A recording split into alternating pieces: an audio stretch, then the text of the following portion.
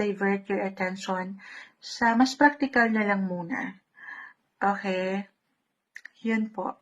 2 lang yan. Kung hindi na nag-work, maybe kailangan i-priority mo naman yung ikaw. Long-term plans pagdating sa mga, why not? Work, travel, akong nakikita dito umaangat. Okay, sa part na yan guys, ni-encourage kayo ng baraha na magnilay-nilay. Kayo po ang higit na makapagpapasya. Okay? Ganun din ha, kung kayo mga single, di ako makarelate Moonshag. Kung meron kayong matatawag na business partners, partnership, sa negosyo halimbawa, kung hindi na kayo nagsasabay, hindi kayo okay, do some life review. Connect, communicate, maging klaro na kayo at maging totoo kayo sa kung ano yung tinatakbo ng relasyon o negosyo. Okay, yun naman yun. Kasi nakakakita tayo ng ilang blockages.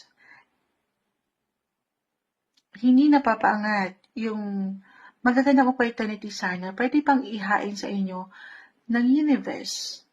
Umiikot, guys, pwede itong mabago ha. Kung ano yung maangat ngayon, ito lang yung ngayon. Sabay kayo, ang ganda, may magandang progress akong nakikita, 8 of Wands. Sabay kayo sa agos ng mundo. Kasi ang ilan, isa yung